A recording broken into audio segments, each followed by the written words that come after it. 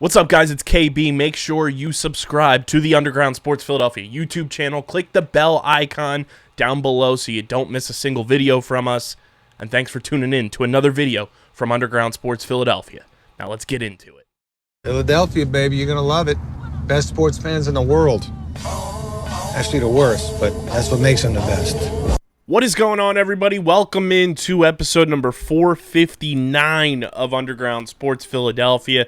It's your boy KB coming at you with that solo dolo Sunday night into Monday morning goodness. Got the Phillies and Union to talk about, plus something that is going to involve our YouTube channel big time. It is the Underground Sports Philadelphia 1K Gauntlet Challenge. Stick around for that. You're not going to want to miss out on what we got cooking up for the YouTube viewers.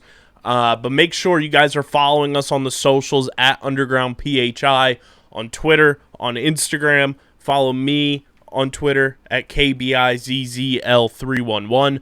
Check us out on Facebook, facebook.com/undergroundsportsphi, and twitch.tv/undergroundsportsphi, where you can catch every Wednesday night show live. For the time being, that's where the show will be. But as that YouTube channel continues to grow, best believe everything's going to move over onto the YouTube. But we'll keep you updated on all of that. That's why you got to follow us on the socials. Make sure you check out our website, undergroundsportsphiladelphia.com, for all of our written content. Subscribe to the podcast feed, Apple Podcasts, Spotify, wherever you get your podcasts.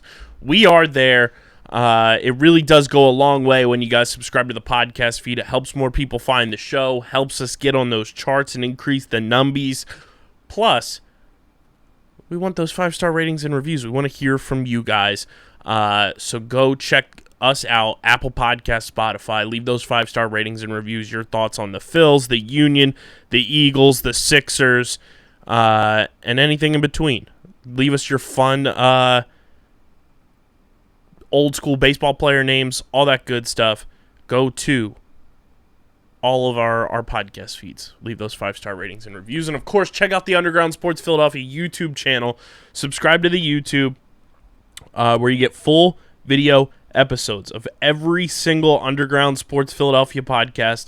That includes the main pod that you're watching / listening to right now, Underground Sports Philadelphia. That's where you get full episodes of Outside the Box, Streamer Season, Top Bins, Get in the Hole, The Dan Russo Show, Eagles Enemies, and the Loaded Box Fantasy Football Podcast will be live on the Underground Sports Philadelphia YouTube channel starting more than likely sometime this week.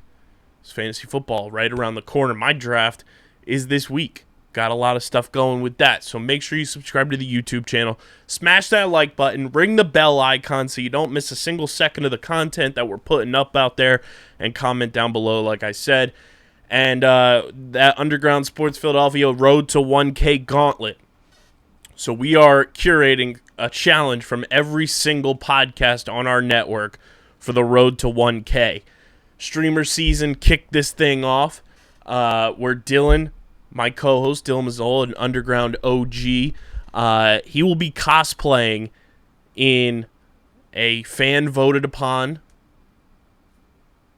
outfit of choice, costume of choice, from a show that we have watched and reviewed on Streamer Season once we hit 1K.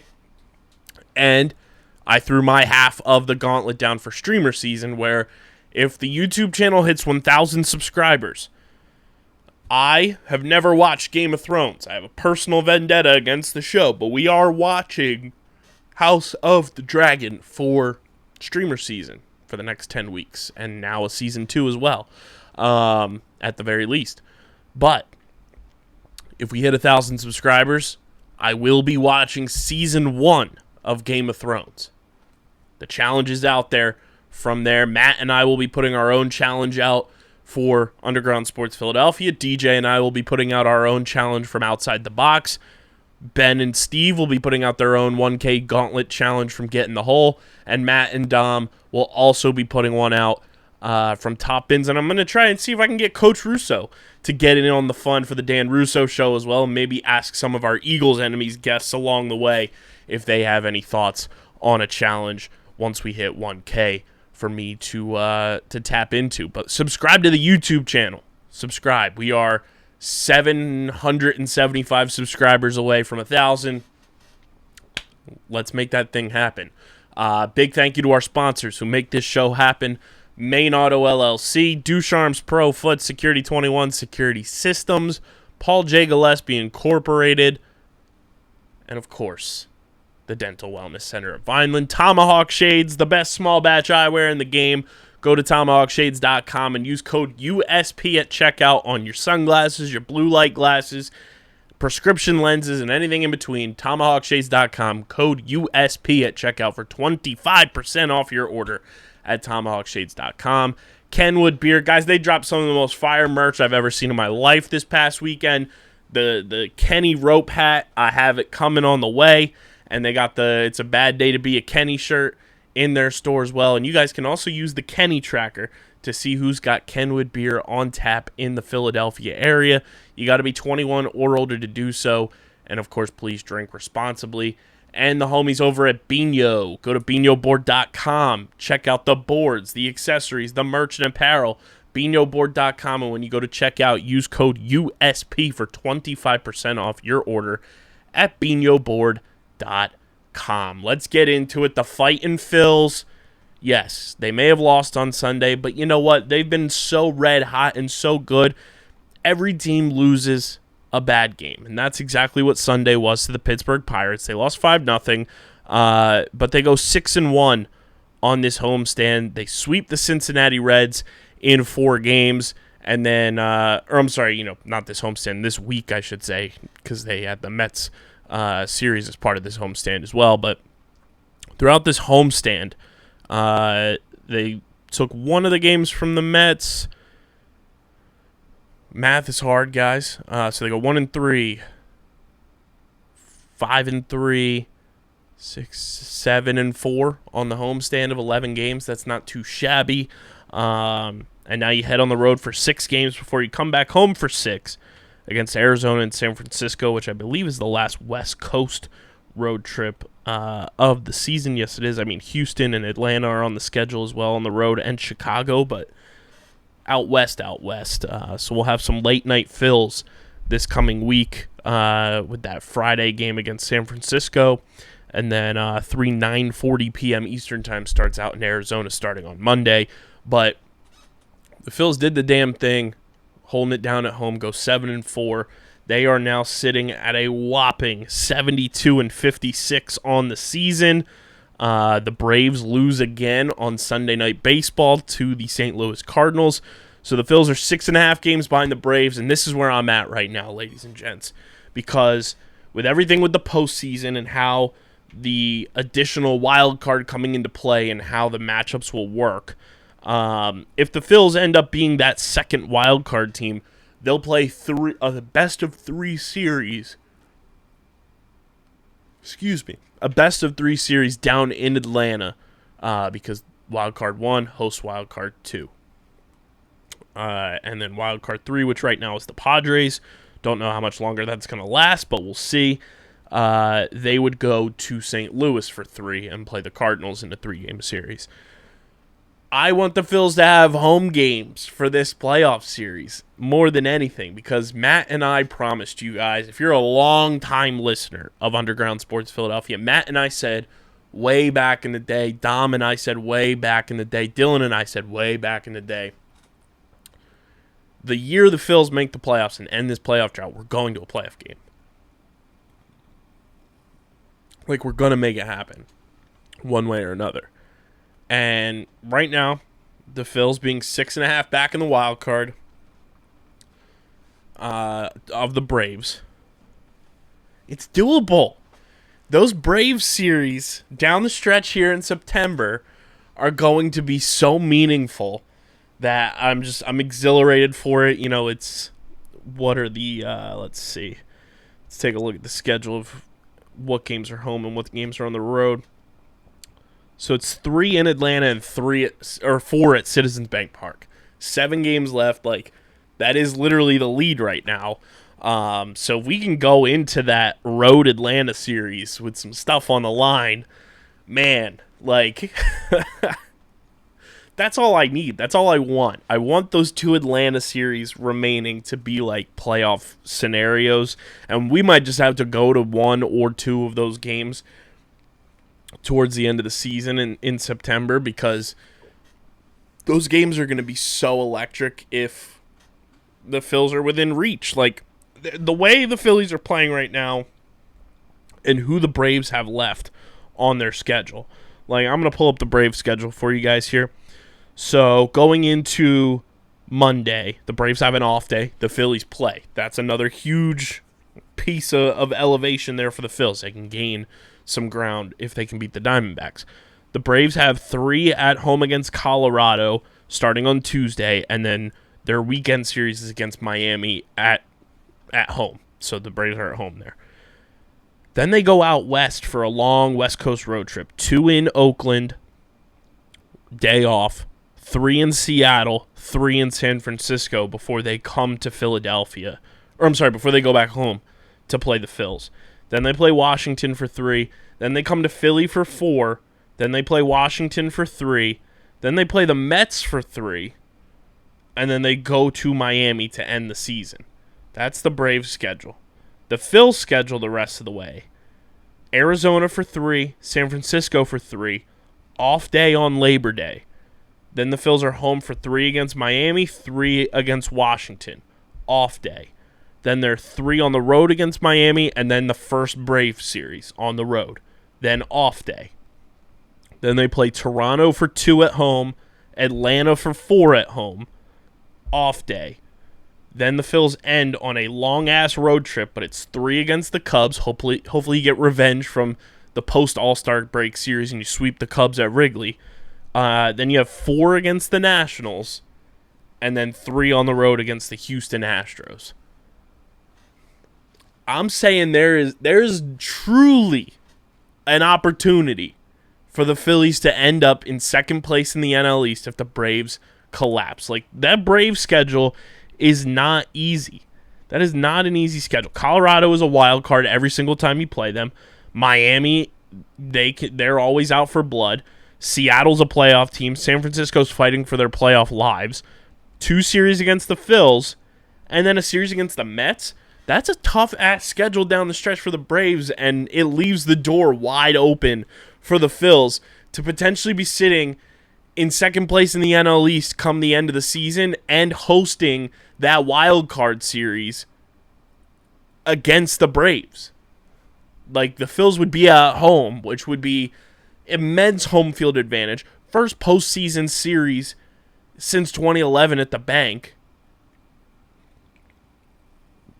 That's massive. Like, I know people are ho-hum about the Pirates game today, but like, if the Phils would have won, that's more ammunition to keep moving on up in the standings to get to that number 1 wild card, which is very much in reach. Like, we've seen the Phils come back to win the division 7 back with 17 to play.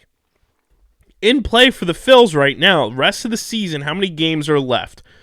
3, 6, 9, 12, 15, 18, 20, 24, 27, 28, 29, 30, 31, 32, 33, 34 games left for the Phils. 34 games left. And they're 6.5 back. I'm just saying it's not out of the realm of possibility that we are sitting here in that first weekend post-October weekend, that the Phils are getting ready to host a wild card game.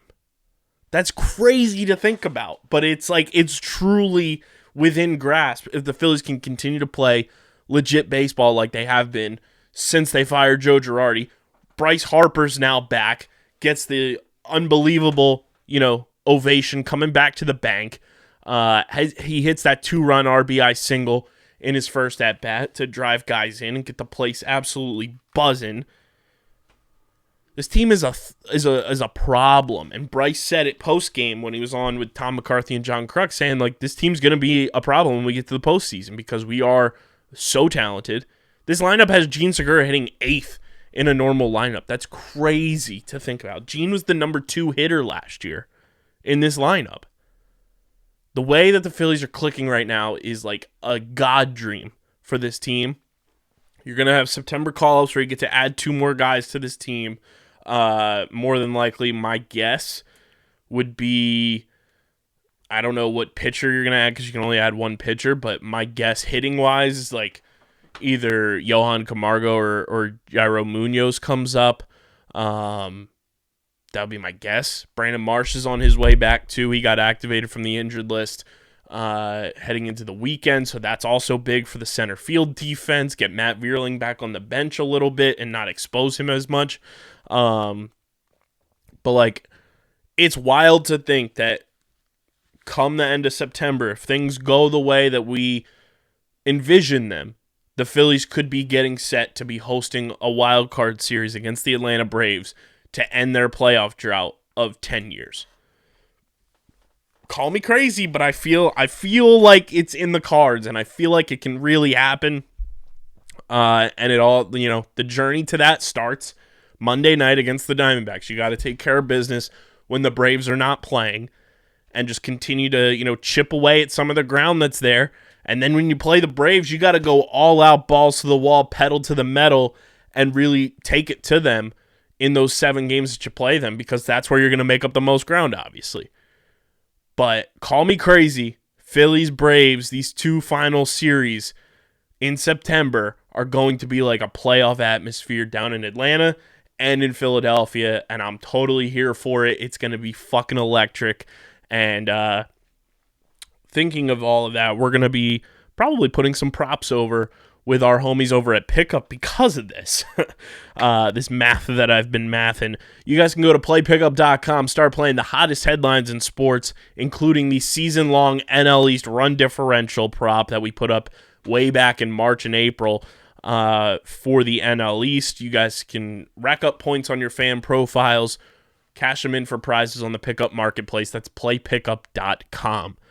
Right now, the NL East run differential, the Atlanta Braves are leading the way, even though they're in second place with a plus 138 run differential on the season. The New York Mets at a plus 127, the Phils at a plus 79, the Marlins at a minus 71, and the stolen franchise below 500 finishing Washington Nationals at a minus 216, and they have the worst record in baseball, but hopefully not for long. I need the Pirates to keep losing. Phil's almost did me real good sweeping them out, but as you guys know, I put that season-long bet that the Pirates were going to have the worst record in baseball this year. Right now, they're sitting in 3rd for the worst record, but I need them to keep losing. And the Pirates have a negative 196 run differential, which is the 2nd worst in all of baseball, and they currently have the 3rd worst record in all of baseball, just behind the Nationals and barely just behind the Oakland A's. I believe the Dodgers still leading the way. Best run differential in the entire league at plus 285. And the Yankees leading the American League with a plus 194 run differential in all of baseball. So that's your NL East run differential and your Major League Baseball run differential check-in. There was a report today. I don't know if it was directly from them, but I did see Destiny Lugardo tweet about it that Zach Eflin is going to be traveling with the team out west this road trip, which is very intriguing. There's a possibility that she said that Zach Eflin returns this year to pitch. It would be out of the bullpen, which I've been saying for months now since Eflin got hurt. Like, if you're going to bring him back, use him as a weapon out of the bullpen, make this bullpen deeper and extend them a little bit. That's what you need, like reinforcements out the wazoo. Let Zach Eflin come in and be like a 2-inning workhorse out of the bullpen for you down the stretch and potentially in the postseason. That'll be huge. So we'll see what happens with Eflin on this road trip. But it looks like for your pitching matchups in Arizona, it's going to be Ranger Suarez against Madison Bumgarner on Monday night. Aaron Nola against Zach Gallen. That's a phenomenal pitching duel on Tuesday night. And then on Wednesday, it's going to be Bailey Falter taking the place of Zach Wheeler, who's now on the injured list, going up against Tommy Henry. Phil should sweep that series. The Diamondbacks are not a good team.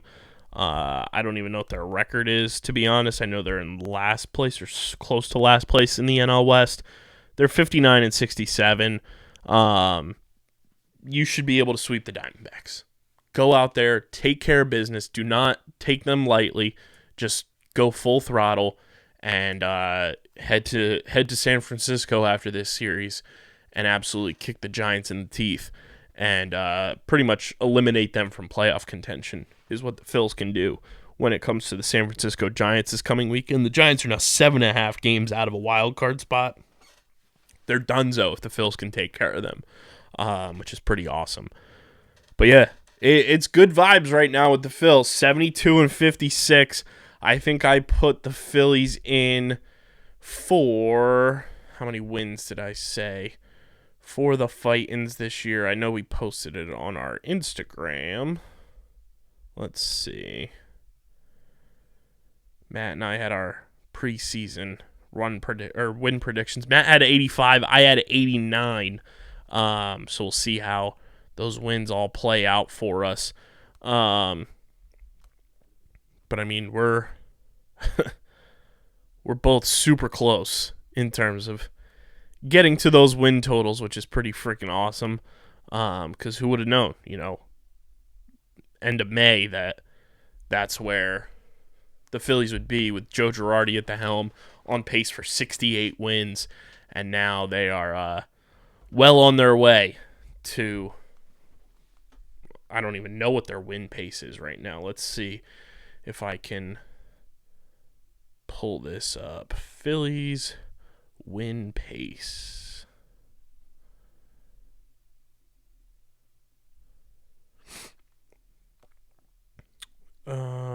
They're on pace for their highest win total since 2011. This is from 2 days ago via the Cold Wire. They are on pace to win 90-plus games, which is insane. Baseball Reference a couple days ago gave the Phillies a 96.1% chance to make the postseason and a 2.3 chance to win the World Series. That's pretty freaking crazy.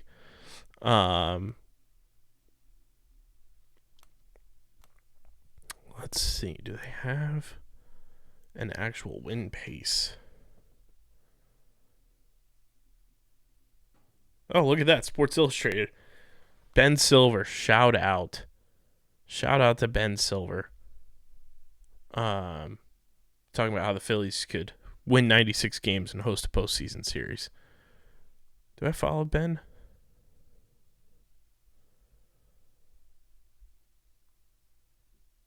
I'll have to check that later. But I've been saying that, it's pretty possible. So we'll see if the Phillies can pull that off. Maybe getting Zach Eflin back as a reinforcement. Getting some of these guys healthy too, like Brandon Marsh and stuff like that, will be huge in terms of just lengthening the bench, lengthening the bullpen. And the Phils are well on their way, ladies and gents, to making the postseason for the first time since 2011. So let's get excited and paint the town red, because we got a red October on the horizon. And we also have the Philadelphia Union doing the damn thing. They are easily the best team in MLS right now. They beat Colorado on Saturday night 6-0. It is their fourth such win this season of beating a team by 6 or more goals. They did it on Saturday, August 27th against Colorado. Like I said, Saturday, August 20th against DC United. They did it on July 30th against the Houston Dynamo. And then I believe it came in that notorious 7-0 win against DC United on July 8th. Those are the 4 6-0 or better wins in Union history. So all 4 of the Union's 6-0 or better victories in team history have come in the last 10 matches and have come all in 2022. It is the most of such kind of win in MLS history. They have the most 6-0 plus wins in MLS history with 4, and they've all come in the last 10 matches. That's absolutely insane. This team is on fire. Last week when I was talking about, the standings and everything with the supporter shield, LAFC had a match against Austin this past week as well, which I was keeping very close tabs on. And LAFC ended up dropping that match in embarrassing fashion. 4-1 was the final tally there on Friday night. LA has a match on Wednesday against Houston, and then Sunday against Real Salt Lake, before they wrap up against FC Dallas, Minnesota, Houston again, Portland, and Nashville. But the standings for the Supporter Shield is what I'm most intrigued by with the MLS right now, because LAFC, they were kind of the top dogs for quite some time. They still are in the lead for the Supporter Shield and best points record in MLS right now with 57 points. But the Philadelphia Union, after their massive win against Colorado, they are the only team in the Eastern Conference with 50-plus points this season so far with 54. The next closest is Montreal with 49. But the Union are 15-4 with 9 draws this year, a plus 37 goal differential, which is by far and away the best in the entire Eastern Conference, and it is the best in all of MLS, with LAFC having a 26 goal differential being the next closest. There's a legit shot that the Union can win the Supporter Shield because LAFC have matches against, like I said, Real Salt Lake, FC Dallas, Minnesota, Portland, Nashville, which in the Western Conference, for everybody out there, Minnesota is the 3 seed in the West, FC Dallas is the 4 seed, Nashville is the 5 seed, Real Salt Lake is the 6 seed, and Portland right now is the 8 seed. So they have matches against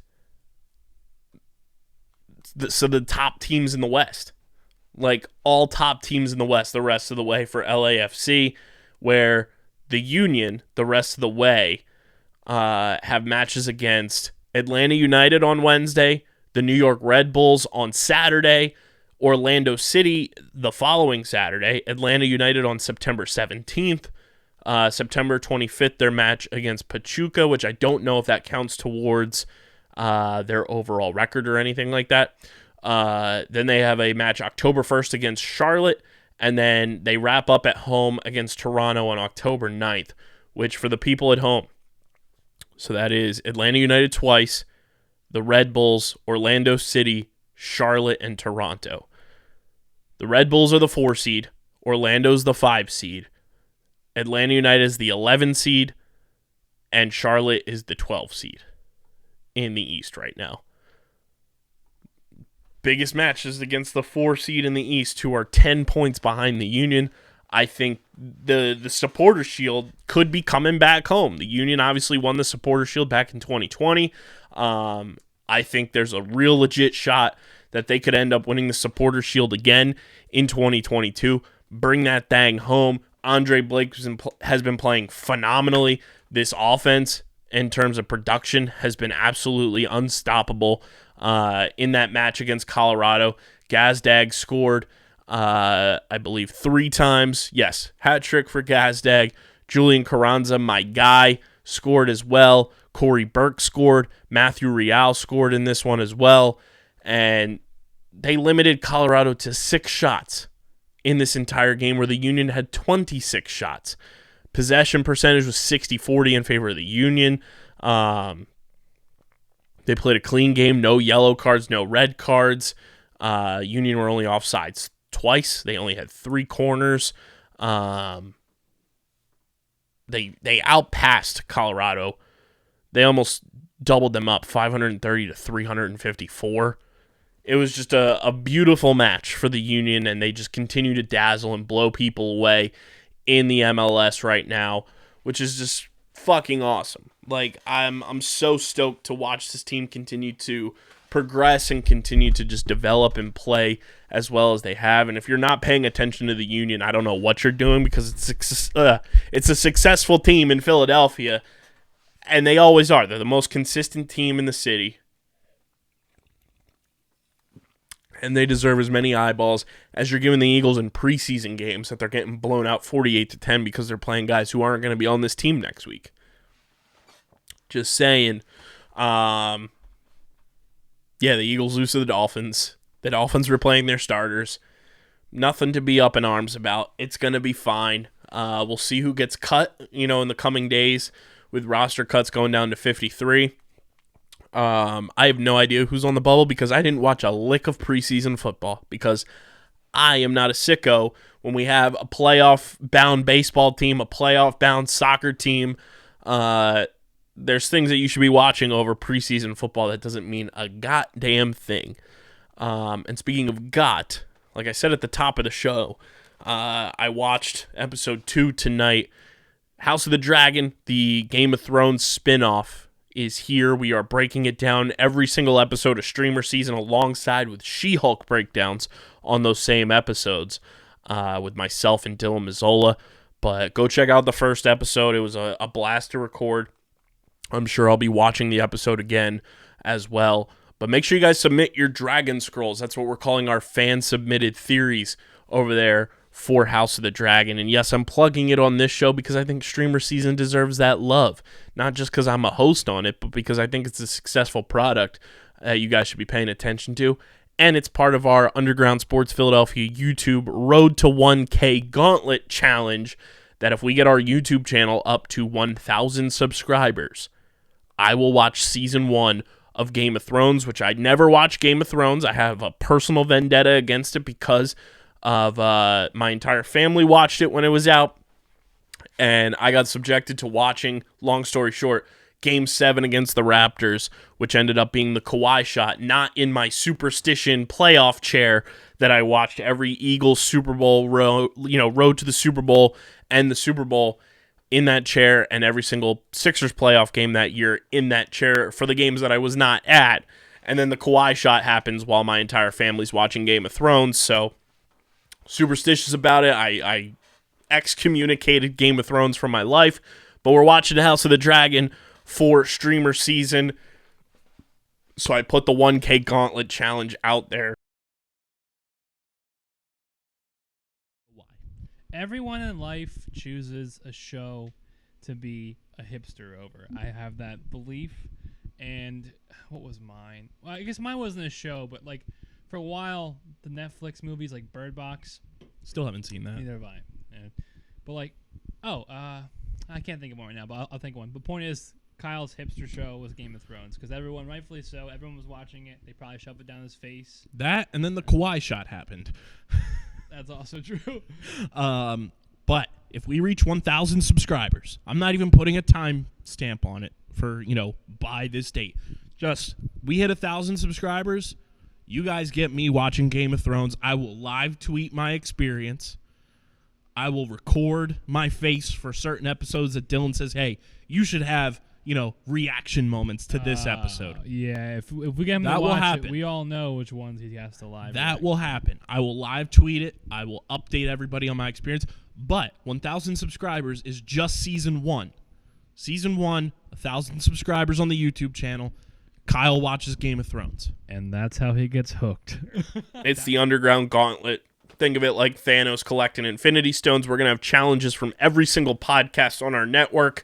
And part of the Streamer Season challenges, if we get to 1,000 subscribers on the YouTube channel, I will watch Season 1 of Game of Thrones. Season 1 of Game of Thrones will be viewed by these two eyeballs if we get to 1,000 subscribers. So if you want me to be subjected to watching Game of Thrones, subscribe to the YouTube channel, smash that like button, ring the bell icon so you don't miss a single second of the action that we're bringing on the YouTube channel.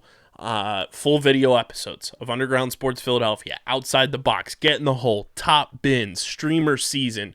The Loaded Box Fantasy Football Podcast will be coming to the YouTube channel very soon.